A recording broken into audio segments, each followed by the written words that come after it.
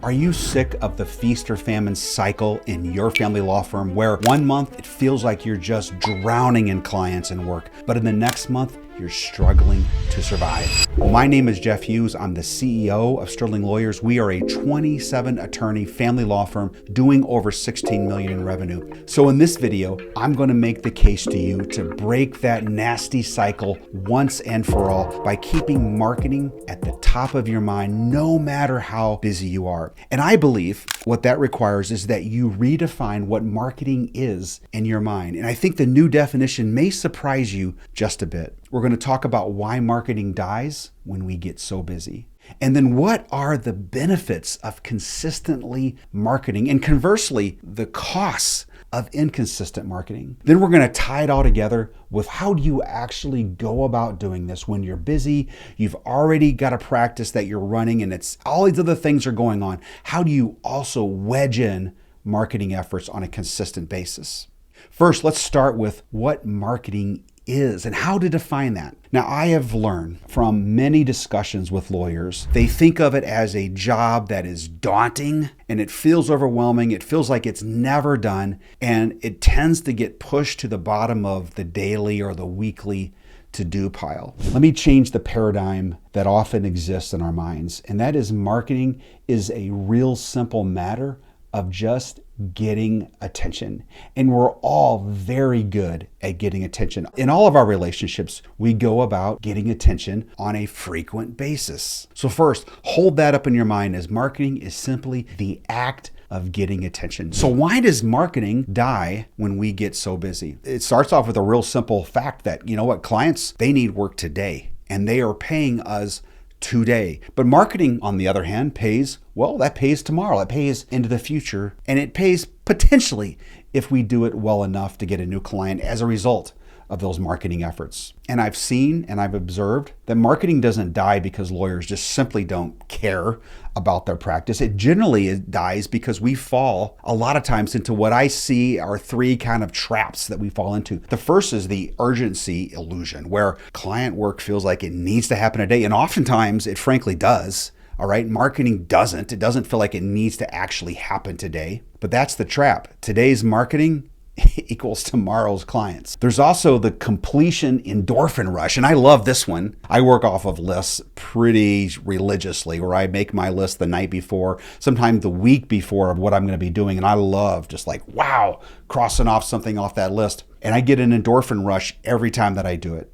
And marketing, however, that's not something you can just, quote, finish. There's always something that can be done to market and get attention for our law firm. So consequently, you don't get that endorphin rush at quite the same intensity that you get whenever you finish the marital settlement agreement for such and such a client, right? So marketing just never done. So that endorphin rush isn't there. That's another trap we fall into. Then there's the revenue rationalization.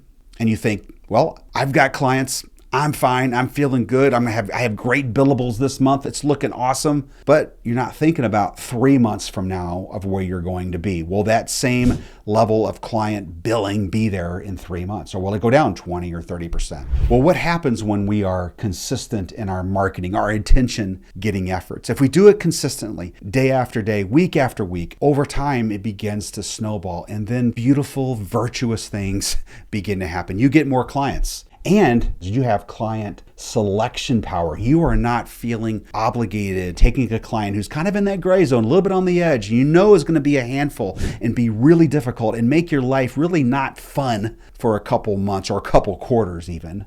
Also, you now are building resiliency for tough times. And a lot of times those tough times look like just the calendar. Like at the end of the year, we know that come basically the week of Thanksgiving, things are going to be slow. And we have clients that are consistently coming in. We can weather those times better. But we also know that things tend to decline when school gets out in May. That just happens invariably in our firm. So those are some of the ebbs and flows of the year, and you're able to better withstand those when you have consistent clients coming in. And also, when you have consistency in clients coming in, you're able to do so much to build and control your firm. In our firm, I can tell you without question that the habit and the discipline that we had through our early years of consistently marketing no matter what kept us afloat. There is no question about that. Back in our We were about 18 months into our practice, and we wanted to do something that would line up client interests and our interests, and that was fixed fee. So in family law, everybody told us, and people still tell me, frankly, that fixed fee doesn't work. And we believed we could figure out a way to make it work for us as well as for our clients. We felt like our clients would love it, our lawyers would love it, our bank account would love it. So we felt like it would ultimately be a win-win. And it was a real struggle for a couple years, 3 or 4 years, trying to figure that model out. There were so many unknowns, as you are well aware in family law, that we had a hard time setting fees based on issue spotting in a consult on the front end. We made a lot of mistakes. We got burned on hundreds of cases over the years until we finally dialed it in and got it figured out.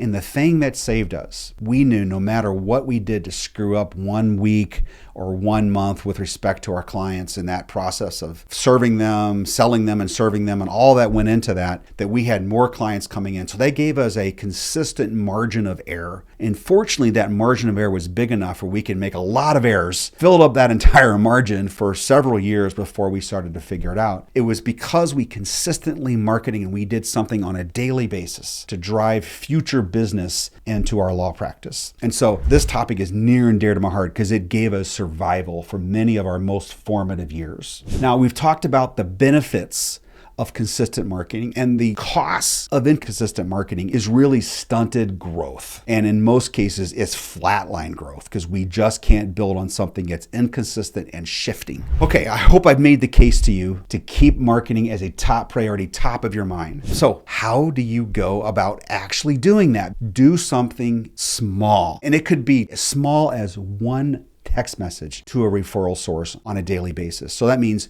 doing something that gets attention of someone that you want their attention. Having lunch with someone on a daily basis, bringing donuts or pastries to the clerks as you go into court. Now, clerks are a great source of referrals. If the clerk knows you and likes you, they may say, hey, go talk to this lawyer. They may be able to help you. The judges like it too because you're taking care of their team, right? Call and leave messages. No one answers the phone, right? But you can always call referral sources and leave messages saying something about them and what they have going on, how you can help them, something along those lines.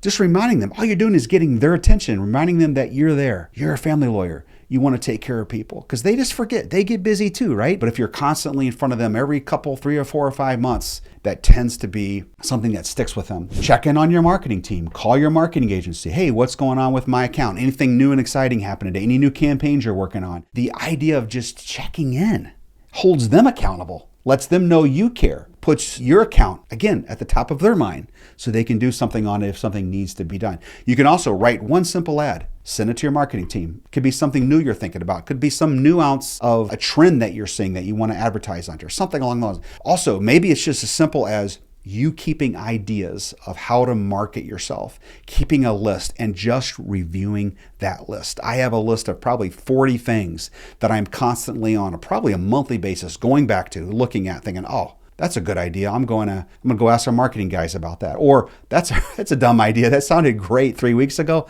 Not so good today. Let's kind of cross that off the list. So any number of those things count as doing something to get attention and market your firm. And remember, this isn't about hitting a home run on a daily basis. It's doing something simple and maintain momentum toward this idea of getting attention in your practice.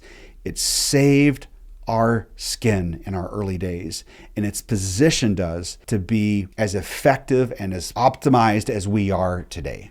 Now, as we all know, marketing is just one piece of the law firm building puzzle. There are many others, and one of them is understanding the financial metrics that build your firm. In this next video, we break down the exact financial numbers that make law firms valuable and that enable law firm leaders to manage their firm with the most essential numbers to know and care and think about. I'll see you over there.